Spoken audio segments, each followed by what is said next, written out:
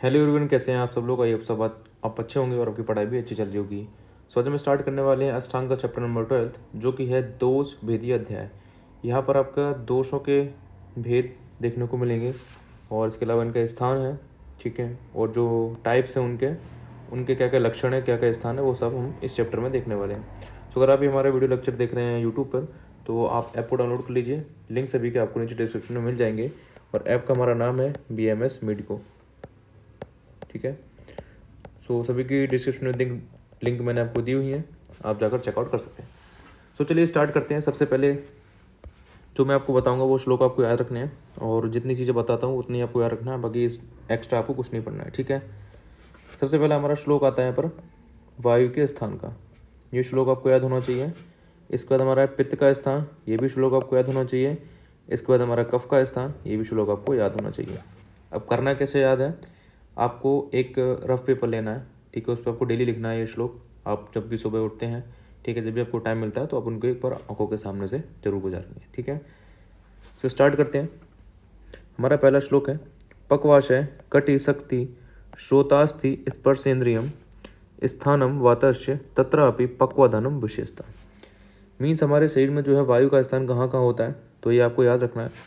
पक्वाशय में यानी कि लार्ज इंटेस्टाइन में, कटी यानी कि इंग्वाइनल रीजन में, शक्ति यानी कि लेग्स में, इसके अलावा श्रोत्र यानी कि ईयर में, अस्थियों में, और हमारी स्पर्श इंद्रिय यानी कि स्किन के अंदर भी होता है। और जो पक्वाशय है वो क्या है, इसका विशेष स्थान है, ये भी आपको याद रखना है। तो आपके MCQ में क्वेश्चन आ सकता है। इसके अलावा हमारा आता है पित्त का स्थान, इसका श्लोक है नाभिर अमाशया स्वेदो लस्का रुद्र रसा हृक स्पर्शनम चा पित्तस्य नाभिरत्र विशेषतः। मीन्स नाभिर अमाशय यानी कि नाभि में, अमाशय में, स्वेद में, लसिका में, ठीक है, और रस में, रुद्र में, रक्त और रस में, और द्रग स्पर्शनम चा पित्तस्य यानी कि द्रग यानी कि हमारा दृष्टि हो गई, स्पर्श हमारा त्वचा हो गया, ठीक है, और नाभिरत्र विशेषता यानी कि जो नाभि प्रदेश है वो हमारा क्या है, विशेष स्थान है। तो ये भी आपको याद रखना है, ये भी आपका MCQ क्वेश्चन बन सकता है। और बाकी 5 मार्क्स में अगर क्वेश्चन आता है तो आपको दोषों का स्थान और उनके कर्म लिखने को आएंगे, तो आप सेपरेटली अलग अलग लिखोगे, और पिछले चैप्टर में मैंने आपको कर्म बता रखे हैं। इसके बाद बात करते हैं हम कफ के स्थान की। तो उसका हमारा श्लोक है उर कंठ शिर क्लूम परवान्य अमाशो रसा मेदो घ्राण चा जिव्या चा कफस सूत्रामुर। और एक तो आपका और हो गया, ठीक है, कंठ हो गया, सिर हो गया, क्लोम हो गया, और हमारा क्या पर्व है, ठीक है, हमारे जो स्मॉल जॉइंट्स होते हैं वो क्लोम हमारा क्या होता है, लंग्स होता है, ठीक है। अमाशय हो गया, इसके अलावा मेद है, ठीक है, घ्राण यानी कि जो अपना नासिका होती है, और जीवा हो गई हमारी, ये हमारे स्थान है, और उसमें से हमारा जो है सु और प्रदेश हमारा जो है सूत्रामुर यानी कि जो हमारा और प्रदेश है वो हमारा कैसा विशेष स्थान है। तो ये भी आपका MCQ में क्वेश्चन आ सकता है, ठीक है।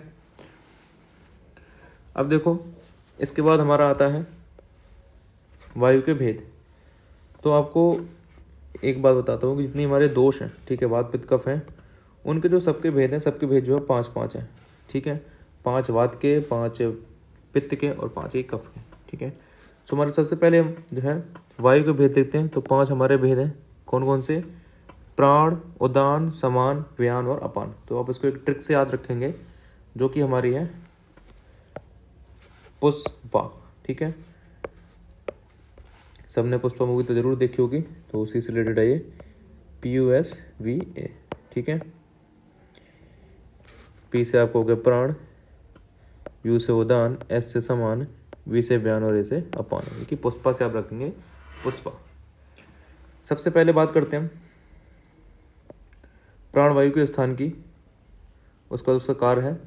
तो देखो प्राणवायु का स्थान कहाँ रहता है, तो इसका प्राणवायु जो है आपका सिर में रहता है, जिसको मूर्धा भी बोलते हैं। और इसके अलावा और कंठ में घूमती हुई बुद्धि, हृदय, इंद्रिय और मन को धारण करती है। थूकना, छींकना, उद्गार, निश्वास और अन्न को अंदर प्रवेश कराना इसका कार्य है। तो देखो इसमें क्या होता है कि जब आप ये सारी चीज़ें पढ़ते हो और जब इनके स्थान की बारी आती है, तो हम भूल जाते हैं, क्योंकि हमको देखो भी वात के भी हैं, पित्त के भी हैं और कफ के भी हैं, तो सबके 5 टाइप मीन्स 15 हो गए टोटल। उसमें से भी क्या है कि सबके स्थान है और सबके कर्म है।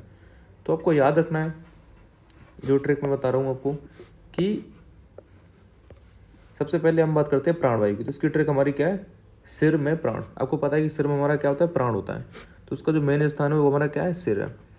अब देखो इसका कार्य क्या होगा। अब जब इसका मेन नाम ही पता चल रहा है कि प्राण है, प्राण यानी कि आपका चेस्ट रीजन में रहेगा, यहाँ पर जहाँ पर हमारी मोस्ट इंपॉर्टेंट ऑर्गन पाए जाते हैं। चेस्ट हो गया, ठीक है, हृदय यानी कि हार्ट हो गया। अब हार्ट से क्या हमारी इंद्रियाँ भी जो हैं वो कनेक्ट करती हैं, और हमारा मन हो गया, वहाँ पे भी इंद्रियाँ कनेक्ट होती हैं। उसका काम हमारा क्या है, थूकना, छींकना, उद्गार, और जो है अन्न को अंदर प्रवेश कराना। तो ये इसका कार्य है। बाकी मैं इसके नोट्स आपको दे दूंगा, आप उसको पढ़ लेना एक बार। उसके बाद हमारा आता है उदान वायु का स्थान और कार्य। तो देखो उदान वायु में क्या बताया हुआ है, इसमें क्या है कि इसका जो विशेष स्थान है वो क्या हमारा उर। तो आपको याद रखना है कि ऊ से उदान और ऊ से उर, ठीक है। इसकी ट्रिक आपको रखनी है कि स्थान की ट्रिक क्या है कि ऊ से उदान और ऊ से उर। हमारी कहाँ है, यानी कि उसका जो रीजन है वो कहाँ है, वक्ष प्रदेश में, यानी कि चेस्ट रीजन में है। तो क्या करेगी, हमारा नासिका, नाभि और गले में संचरण करती है, यानी कि घूमती है। वाक प्रवृत्ति यानी कि बोलना, प्रयत्न यानी कि ट्राई करना, ऊर्जा, बल, बड़ और स्मृति जो है इसका कार्य होता है। तो ये आपको याद रखना है पॉइंट वाइज। आपको देखो जब भी आप लिख रहे हो याद करने के लिए चीज़ें, तो आप इस तरीके के फॉर्म में लिखिए। जैसे मान लीजिए मैंने यहाँ पर लिख दिया इनके टाइप, ठीक है, फिर हमने यहाँ पर ऊपर हेडिंग डाल दी कि इनका स्थान कहाँ है, ठीक है। इसके बाद हमने क्या, इनका कर्म लिख दिया। तो मान लो पहले हमने डाला कि प्राणवायु है, तो इसका स्थान हमारा क्या हो गया, सिर हो गया, ठीक है। इसका काम जो 4 हैं पॉइंट वो याद रख लिए हमने कि इनके 4 पॉइंट हमारा क्या क्या है कि हमारे बुद्धि, हृदय, इंद्रिय को धारण करती है। इसके अलावा जो है शब्द हो गया, उद्गार है, निश्वास हो गया, और आपका अन्न में अन्न का निगलना। तो ये हमारे किसके कार्य होते हैं। तो ऐसे करके आप नोट्स बनाइएगा। अगर आप खुद से भी लिखोगे तो अच्छा रहेगा, बाकी मैं प्रोवाइड करवा दूंगा, ठीक है। और ये भी आपको चीज़ समझ में आ गई होगी। अब देखो इसके बाद हमारा आता है व्यान वायु। तो व्यान वायु का स्थान और कर्म क्या है, एक बार मैं इसको इरेज कर देता हूँ।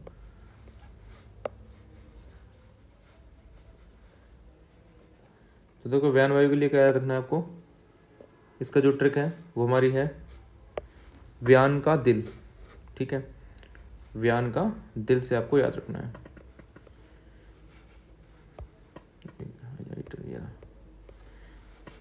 तो दिल से याद रखना है कि इसका जो स्थान है वो कहाँ होता है, हृदय में होता है,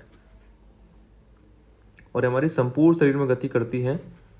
गति करना, अपेक्षण यानी कि अंगों को नीचे की ओर ले जाना, उच्छेपण यानी कि अंगों को ऊपर की ओर ले जाना, निमेष उन्मेष मीन्स पलक को गिराना और उठाना, झपकाना, ठीक है। और हमारी जो बॉडी की क्रियाएं होती हैं वो सब इसी के कंट्रोल में होती हैं।